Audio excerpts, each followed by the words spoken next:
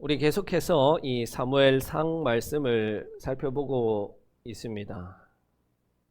이 사무엘상 말씀을 살펴볼 때 이미 사울은 하나님을 버렸지만 하나님은 사울을 포기하지 않으시는 그런 모습을 우리가 봤습니다.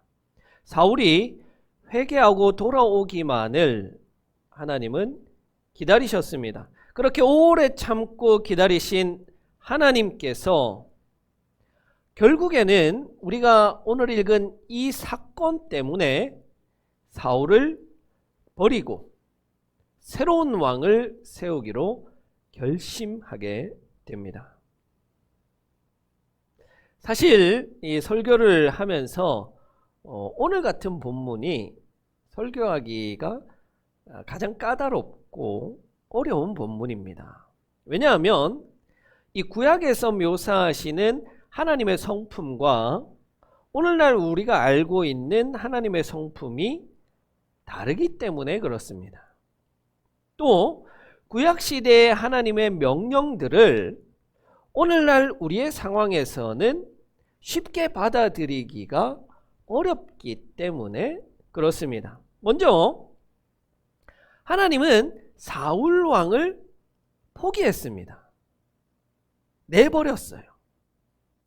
물론 하나님의 구원의 경륜에서 완전히 탈락된 것은 아니지만 하나님은 더 이상 사울을 하나님의 도구로 쓰지 않겠다라고 결심하신 것이에요. 이 하나님이 우리가 알고 있는 하나님과는 좀 다르다는 거예요.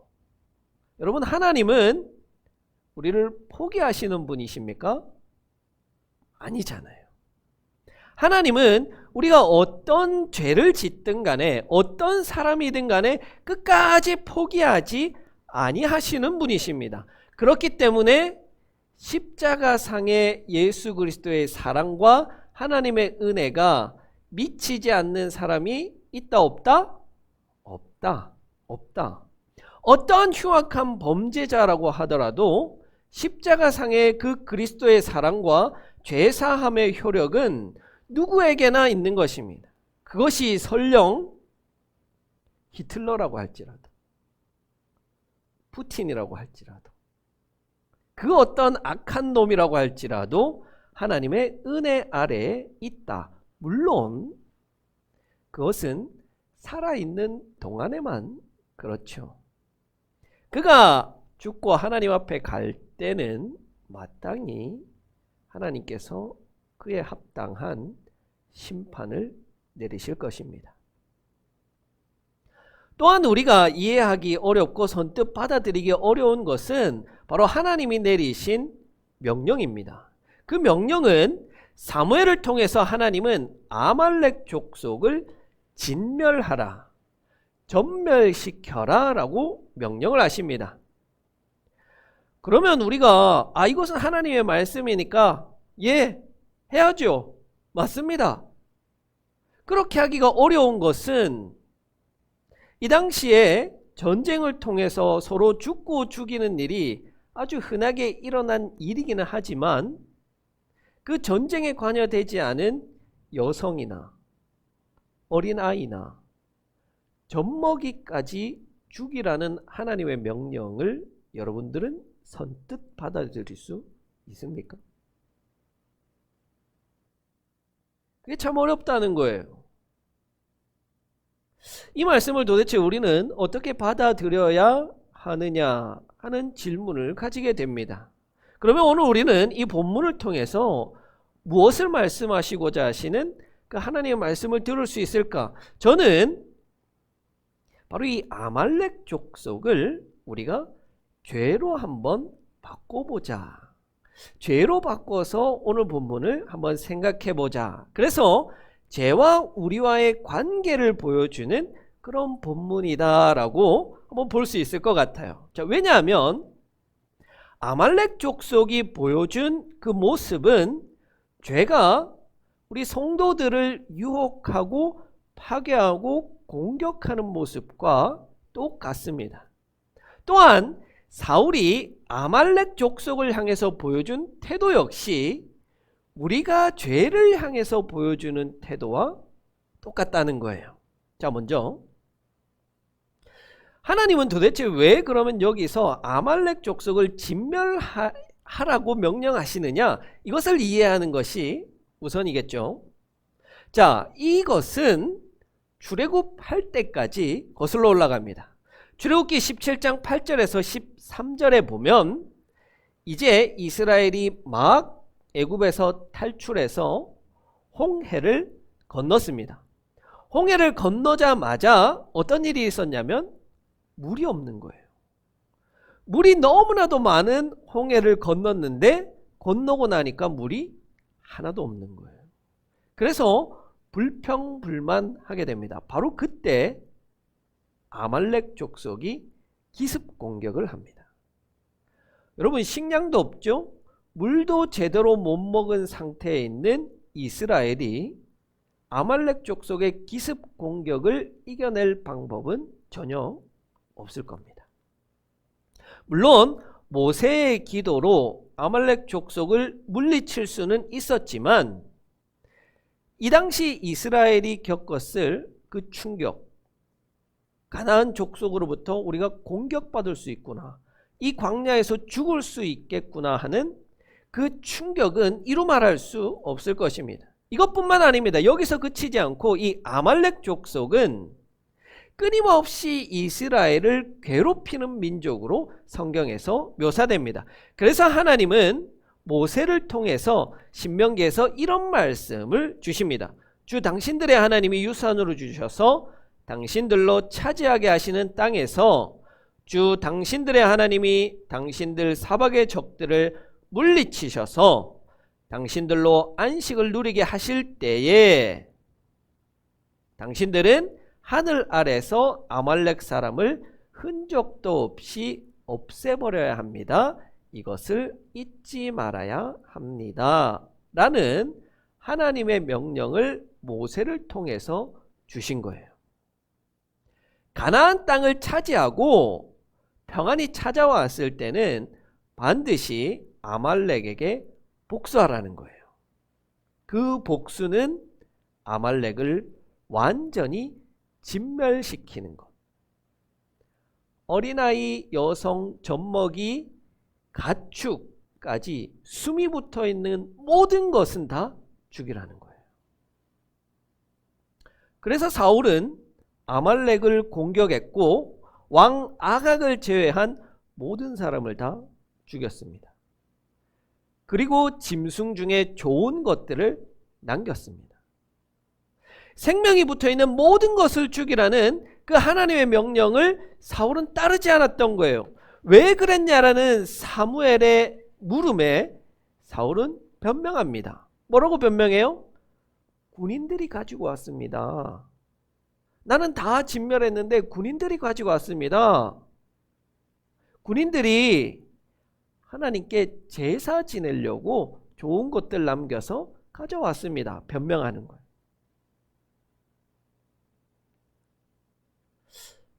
그런데 꼭 그렇게 다 죽여야만 하는 걸까요? 그렇게 하나님은 잔인하신 분이실까요? 생명 하나도 소중히 여기시지 않는 그런 분이실까요? 하는 이 물음부터 해결해 봐야겠죠.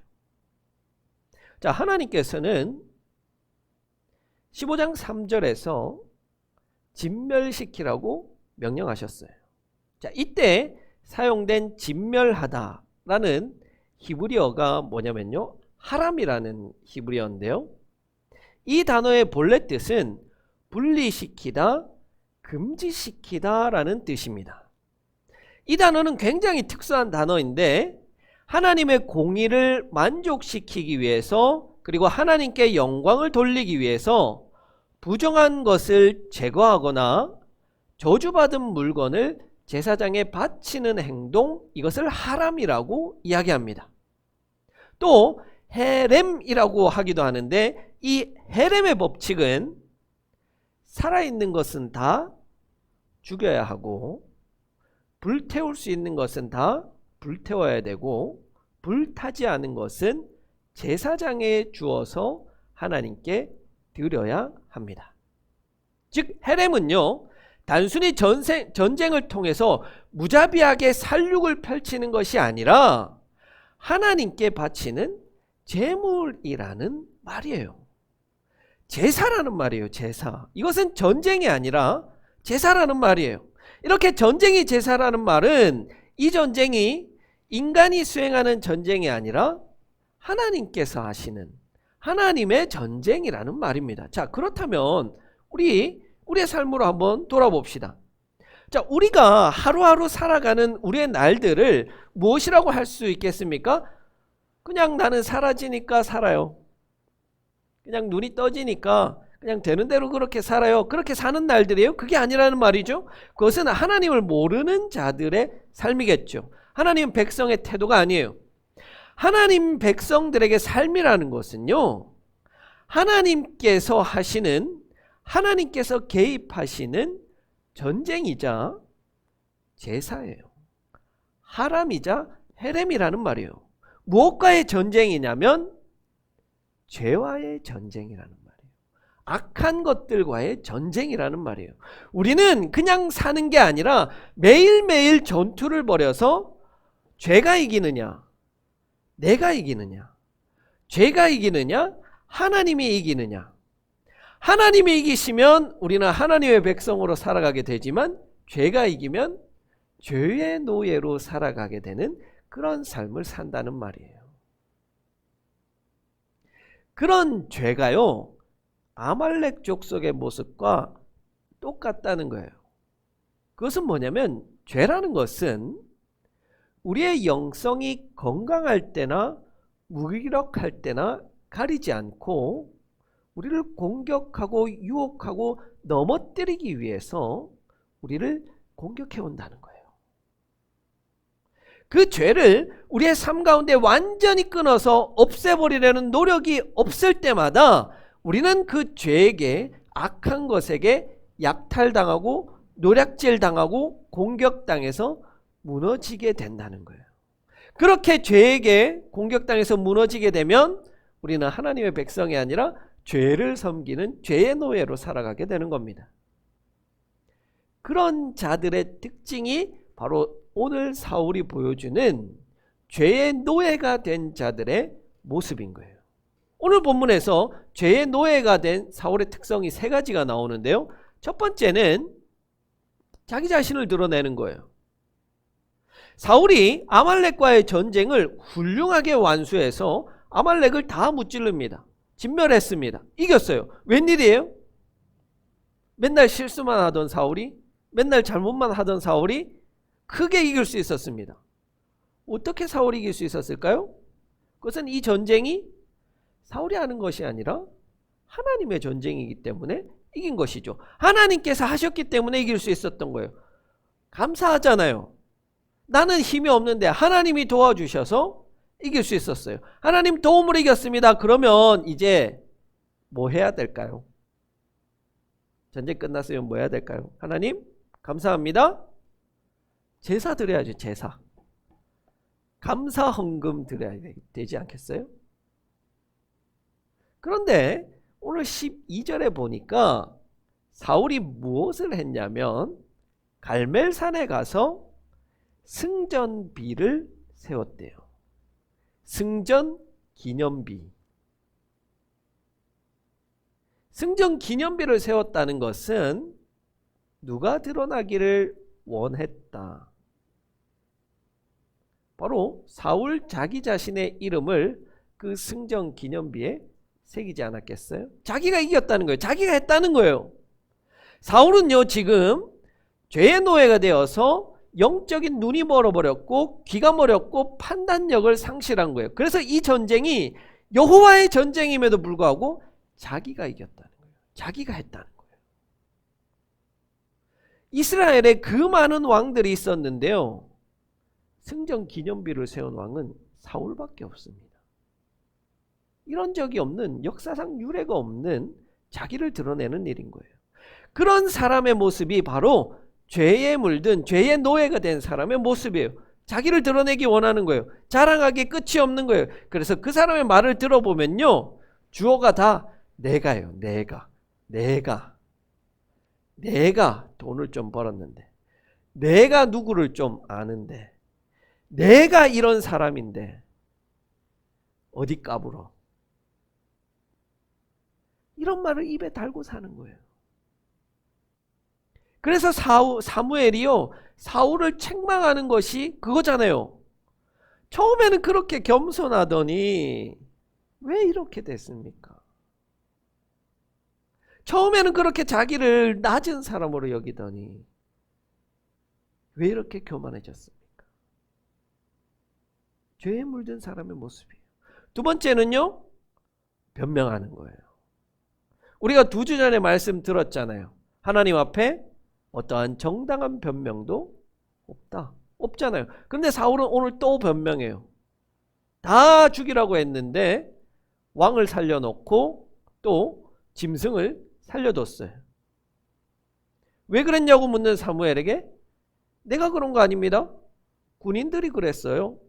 1차적으로 변명하고 2차적으로는 하나님께 제사 지내려고 살려뒀어요.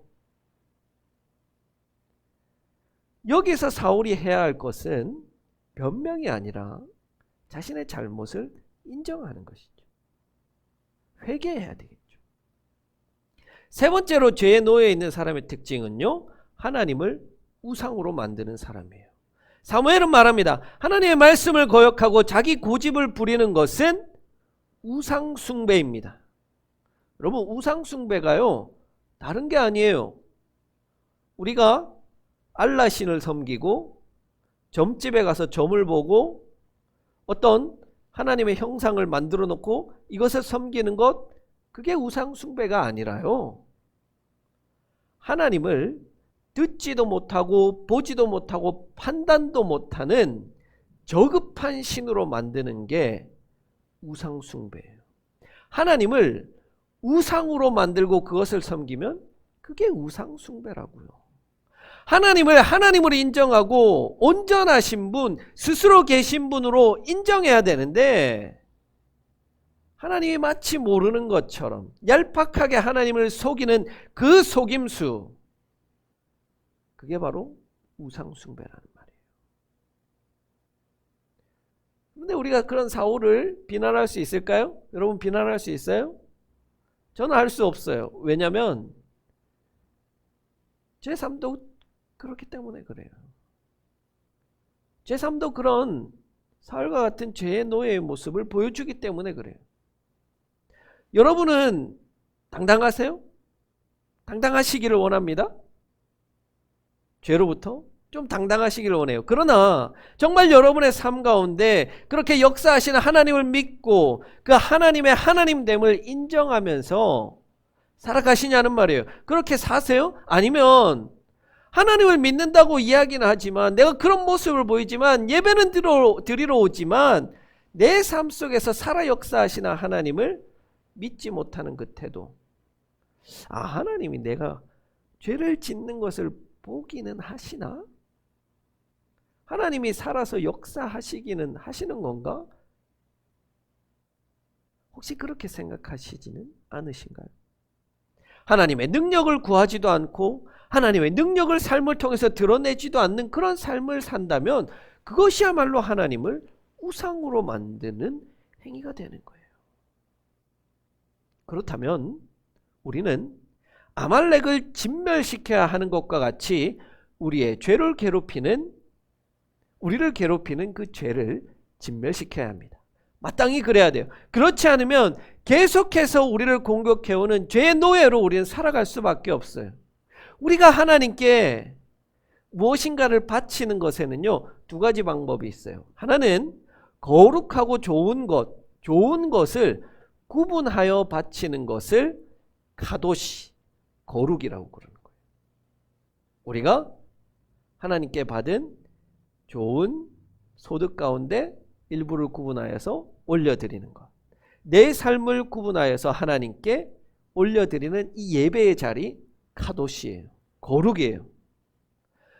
두 번째는 나의 죄성, 내 안에 있는 더러움, 부정함, 악함을 진멸시키려는 그 노력, 죄를 짓지 않기 위해서 치는 그 몸부림, 하람, 헤렘, 그렇게 해서 하나님께 올려드리는 이것이 두 번째예요. 그것 역시도 하나님께 드리는 제사라는 말이에요.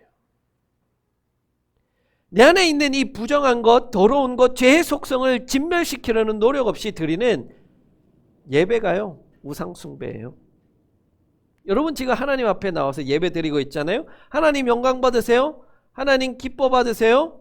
하나님께 찬양하고 기도하잖아요. 그런 하나님께서 여러분 내면에 있는 그 더럽고 추한 죄를 모르시는 걸까요?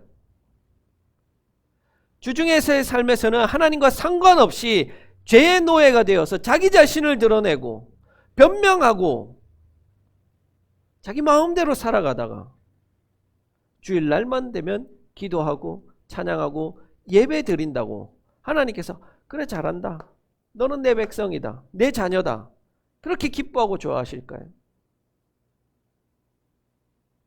그게 우상숭배라는 거예요. 내면에 있는 그 더러운 죄, 그것을 그냥 내버려 둔 채 하나님께 예배하지 마십시오. 하나님은 결코 기뻐하지 아니하십니다. 여러분 그러면 우리가 100% 죄로부터 자유로울 수 있어요? 나는 절대로 죄 짓지 않고 살 거야, 나는 100% 깨끗하게 살 거야, 그럴 수는 없어요. 우리는 하나님이 아니기 때문에, 인간이기 때문에 어쩔 수 없이 죄를 지으며 살 수밖에 없습니다. 하지만 하나님께서 원하시는 것은요, 내가 100% 죄를 짓지 않는 것이 아니라 단 1%라도 죄에 지지 않고 죄를 이기려고 끊임없이 노력하는 그 몸부림, 자신을 훈련시키고자 하는 그 마음, 그 노력, 그 정성을 하나님을 보신다는 거예요. 하나님을 속이려 들지 마세요. 자신 안에 있는 그 죄를 애써 감추려고 하지 마세요. 제사보다 하나님은 하나님 말씀에 순종하여서 죄를 진멸시키기 위해서 노력하는 그 삶을 하나님은 더 기뻐하신다는 거예요. 그런 노력 없이, 그런 수고 없이 주일날 예배 드리는 것은 바로 그 예배로 자신을 포장하고 가리고 하나님을 속이는 행위라는 거예요. 아무리 많은 헌금을 드렸다 해도 하나님은 받지 아니하시는 거예요. 영국 시인 키플링의 시 가운데 죄라는 시가 있습니다. 한번 들어보세요. 추운 겨울밤 문 밖에서 노크 소리가 들린다. 밖에 누가 있소? 나는 보잘것없는 자입니다. 나약한 여자의 음성이다. 누구냐고 묻지 않소. 사랑이 그리운 외로운 소녀입니다. 이름이 뭐요? 저는 죄라고 부릅니다. 들어오시오. 그러자 그 순간 나의 방은 지옥으로 변했다.